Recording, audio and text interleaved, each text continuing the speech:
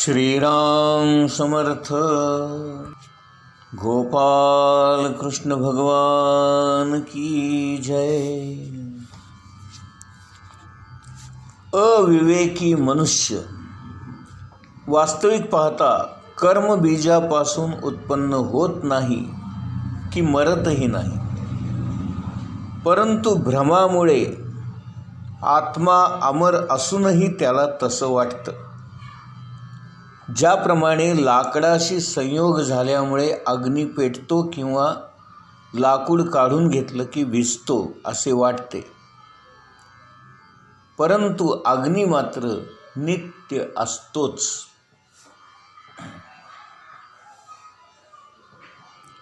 उद्धवा, गर्भधारणा, गर्भामध्ये गर्भाची वाढ, जन्म, बाल्यावस्था, कुमार अवस्था, तारुण्य, प्रौढ, म्हातारपण आणि मृत्यू या 9 अवस्था शरीराच्या असतात, देहाच्या असतात. जीवापासून वेगळ्या असलेल्या शरीराच्या या काल्पनिक अवस्थाच असतात, परंतु अज्ञानामुळे आणि गुणांच्या योगामुळे आत्मा यांना आपणच आहोत असं समजतो. जन्म आणि मृत्यू असणाऱ्या वस्तूंना जाणणारा आत्मा या दोनही लक्षणांनी युक्त असत नाही. आत्म्याला जन्मही नाही आणि आत्म्याला मृत्यूही नाही. झाडाचं बी आणि त्याचं रुजणं आणि त्याच्यातून झाड निर्माण होणं या गोष्टी बाहेरून पाहणारा जसा वेगळा असतो,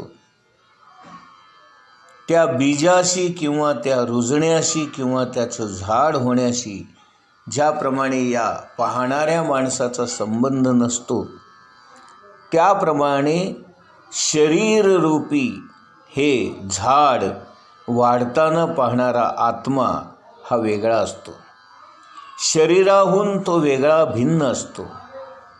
त्या शरीराचा जन्मही तो पाहतो, त्या शरीराची वाढही पाहतो आणि त्या शरीराचा मृत्यूसुद्धा तो पाहतो. अज्ञानी पुरुष प्रकृती आणि आत्म्याचे हे वास्तविक स्वरूप न कळल्यामुळे विषयभोगांनाच खरं सुख मानून त्यातच गुरफटून जातात आणि या जन्ममृत्यूच्या चक्रामध्ये अडकतात. जीव जेव्हा आपल्या कर्मानुसार या जन्ममृत्यूच्या चक्रामध्ये अडकतो, तेव्हा सात्विक कर्माच्या आसक्तीने तो ऋषी किंवा देव योनीमध्ये जन्माला येतो. राजसी कर्माच्या आसक्तीमुळे तो मनुष्य जन्माला येतो, असुर योनीमध्ये येतो. आणि तामस कर्मांच्या आसक्तीमुळे तो भूत, प्रेत किंवा पशुपक्षींच्या योनीमध्ये जन्माला येतो. जेव्हा मनुष्य एखाद्याला नाचताना गाताना पाहून स्वतः देखील त्याचं अनुकरण करून नाचू गाऊ लागतो, त्याप्रमाणे जीव स्वतः निष्क्रिय असून सुद्धा बुद्धीच्या या गुणांचं अनुकरण करू पाहतो. ज्याप्रमाणे जलाशयातलं पाणी हलल्यामुळे त्यामध्ये प्रतिबिंब पडलेली झाडंसुद्धा आपल्याला हलताना दिसतात, किंवा डोळे फिरवले म्हणजे पृथ्वीसुद्धा फिरताना दिसते. मनातील विचार किंवा स्वप्नात पाहिलेले पदार्थ जसे आपल्याला खोटे असून खरे वाटतात, त्याचप्रमाणे उद्धवा, आत्म्याचा हा विषयानुभव आणि त्या अनुभवरूपी असणारा हा संसार हा सुद्धा खोटाच आहे. ज्याप्रमाणे स्वप्नातील ती सारी दृश्ये स्वप्न पाहत असेपर्यंत नाहीशी होत नाहीत, त्याप्रमाणे विषय खरे नसून सुद्धा जोपर्यंत जीव त्यांचं चिंतन करत राहतो तोपर्यंत त्याच्या दृष्टीने हे सारं संसार चक्र आहे असंच भासतं. म्हणून उद्धवा, इंद्रियांनी विषय सुख भोगू नये. आत्म्याच्या अज्ञानामुळे भासणारा हा भेद भ्रम आहे हे तू नक्की समज. दुर्जनांनी धक्के मारून जरी आपल्याला बाहेर हाकललं, आपला अपमान केला, निंदा केली, मारपीट केली, बांधून ठेवलं, कोणी आपल्या अंगावर थुंकलं, मलमूत्र विसर्जित केलं, निरनिराळ्या प्रकाराने आपल्याला त्रास दिला आणि आपलं चित्त जरी विचलित करण्याचा प्रयत्न केला, तरी ज्याला आपलं खरं कल्याण साधून घ्यायची इच्छा आहे त्याने आपल्या विवेकबुद्धीने या साऱ्या अडचणींपासून स्वतःला मुक्त करावं, स्वतःचं रक्षण करावं. उद्धव म्हणाला, हे भगवन, दुर्जन लोक जेव्हा अशी कृत्य करतात तेव्हा मला तरी ते मुळीच सहन होत नाही.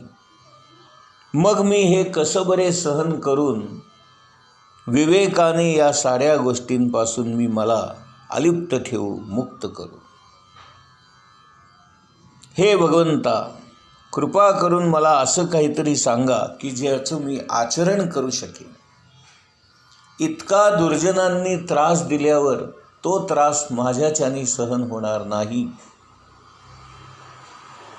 जे आपल्या चरणांना शरण आलेले असतात आणि भागवत धर्माच्या आचरणामध्ये मग्न असतात, अशा शांत चित्त लोकांशिवाय अन्य कोणाला बरे आपला स्वभाव बदलता येईल. म्हणून हे भगवंता, मला आचरण करता येईल असं काहीतरी सांगा.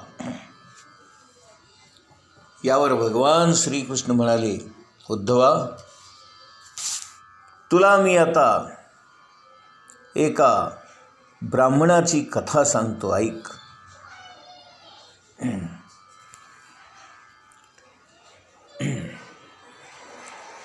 एक भिक्षू ब्राह्मण होता. त्याला दुष्टांनी अतिशय त्रास दिला, तरी देखील त्याने आपले धैर्य सोडलं नाही आणि आपल्याच पूर्वजन्मीच्या कर्माची ही फळं आहेत असं समजून तो शांतपणे या साऱ्या गोष्टी सहन करत राहिला आणि तितिक्षा या गुणाचा त्याने अंगीकार केला. ती कथा मी तुला आता सांगतो, ऐक. अवंती नगरामध्ये एक ब्राह्मण भिक्षुक राहत होता. त्याने शेती व्यापार करून, अनेक प्रकारे कष्ट करून, परिश्रम करून पुष्कळ संपत्ती मिळवली. परंतु तो अतिशय कंजूस, कामी, लोभी आणि रागीट होता. त्याने आपल्या कोणालाही कधीही काहीही दिलं नाही. गोड शब्द देखील तो कुणाशी बोलला नाही. तर खाऊ पिऊ घालणे, दानधर्म करणे या गोष्टी तर दूरच.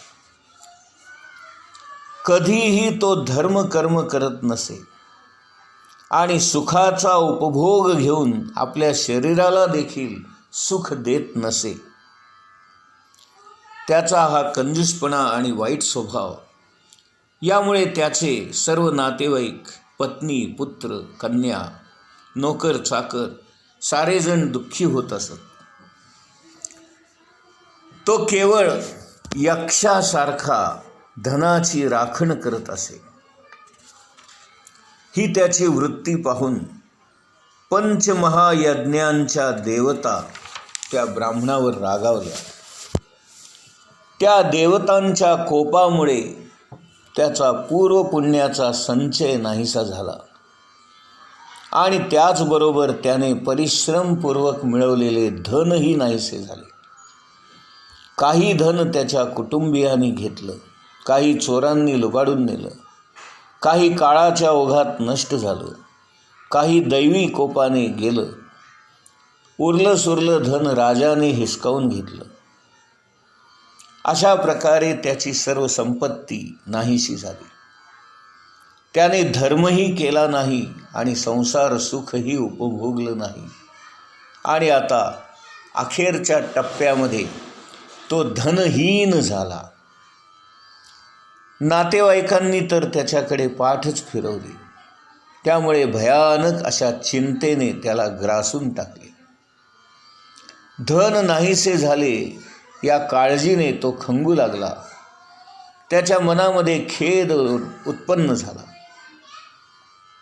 त्याचा गळा दाटून येऊ लागला आणि यामुळेच त्याला संसाराबद्दल आणि आपल्या इतर नातेवाईकांबद्दल खेद वाटू लागला आणि त्यातून वैराग्य निर्माण झालं.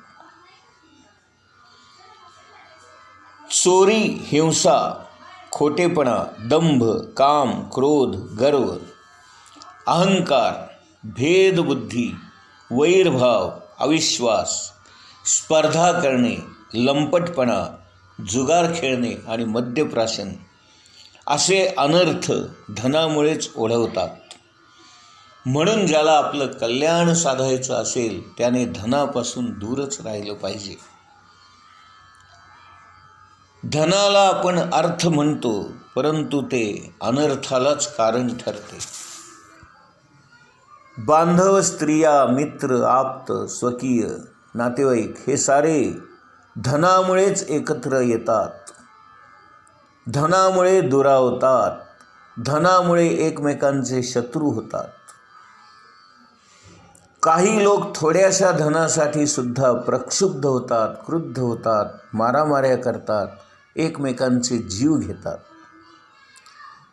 देवतांनी सुद्धा इच्छा करावी असा मनुष्य जन्म प्राप्त होऊन सुद्धा, त्यातही ब्राह्मणपणा प्राप्त होऊन सुद्धा हा अशा प्रकारे आपल्या कल्याणाला दुरावला गेला. मोक्ष आणि स्वर्गाचं द्वार असणार हे मनुष्य शरीर मिळून सुद्धा हा अनर्थाच्या कचाट्यात सापडला.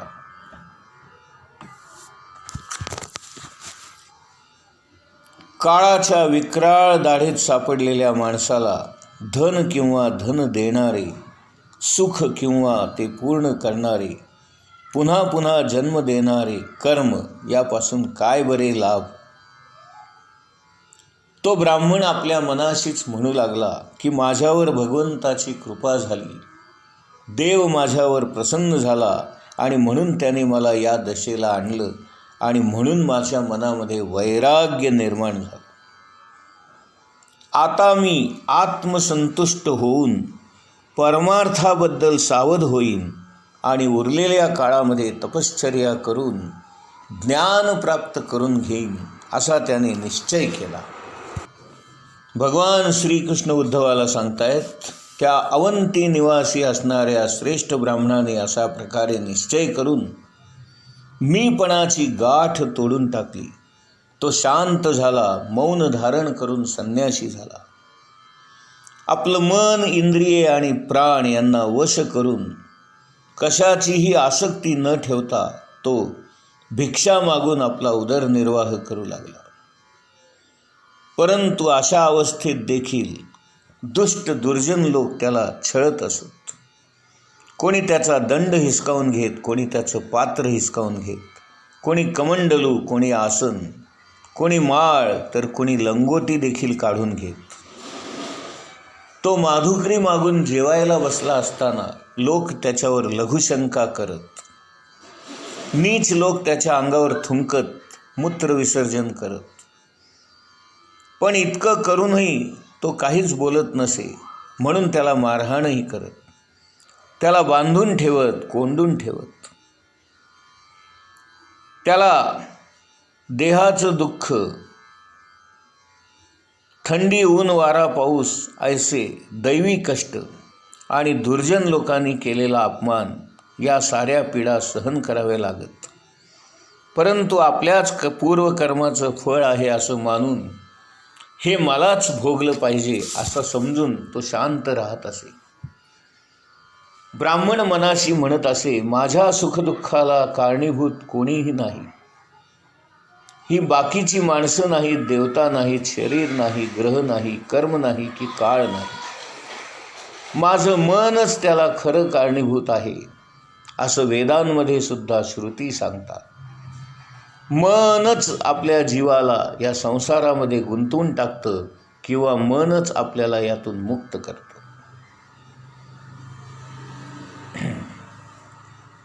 मन ताब्यात आल्यावर इतर इंद्रिये सुद्धा वश होतात आणि म्हणून जो या मनावर विजय मिळवतो तो देवांचाही देव होतो. मन हे जिंकण्यास अत्यंत कठीण असा शत्रू आहे. त्याला जिंकल्याशिवाय अन्य लोकांशी व्यर्थ भांडणे करून त्यांना शत्रू किंवा मित्र किंवा उदासीन ठरवणे हे योग्य नव्हे. अविवेकी माणसे मी आणि माझे यातच गुरफटून जातात आणि शरीरालाच सर्वस्व मानतात आणि हा भ्रम त्यांना संसारात भटकायला कारणीभूत ठरतो. मनुष्यच मनुष्याच्या सुखदुःखाला कारणीभूत आहे असं मानलं तर त्याचा आत्म्याशी काय संबंध? दुःख देण्याला देवता कारण आहेत असं मानलं तरी आत्म्याचा त्या दुःखाशी काय संबंध? सुखदुःखाचे कारण आत्मा आहे असं जरी मानलं, सुखदुःखाचं कारण आत्मा आहे असं मानलं तर त्याचा इतरांशी काय संबंध? जर कर्मांनाच सुखदुःखाचं कारण मानलं तर त्याच्याशीही आत्म्याचा काय संबंध? आणि म्हणून प्रकृतीच्या पलीकडे असलेल्या आत्म्याला कोणाच्याही द्वारे कुठेही कोणत्याही प्रकारे द्वंद्वाचा स्पर्श होत नाही. अशा प्रकारे ज्ञान झालेला योगी कोणालाही घाबरत नाही. गोपाल कृष्ण भगवान की जय.